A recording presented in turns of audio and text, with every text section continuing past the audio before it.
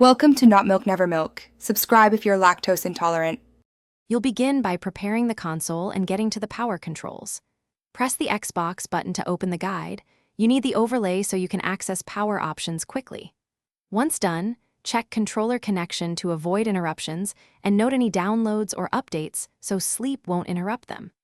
This step prevents lost progress and ensures the console can enter sleep cleanly. Make sure the controller stays active while you navigate, and don't hold the power button yet. Now you'll change the power settings so sleep behaves how you expect. Go to Profile and System, then Settings, General and Power Mode and Startup. This menu controls the how and why of sleep. Select Sleep for instant resume or energy saving if you prefer lower power draw. Each choice affects updates and background downloads.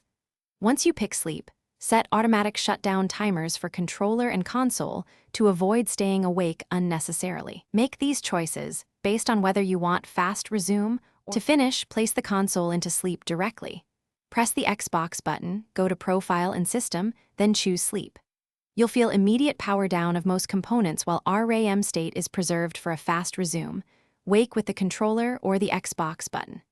If it won't enter sleep, reboot the console, revisit power mode and startup settings, and apply any system updates. Sleep problems are often fixed by a firmware update or resetting power options, so check those before contacting support. Thanks for watching. If this was helpful, leave a like and consider subscribing. See you next time.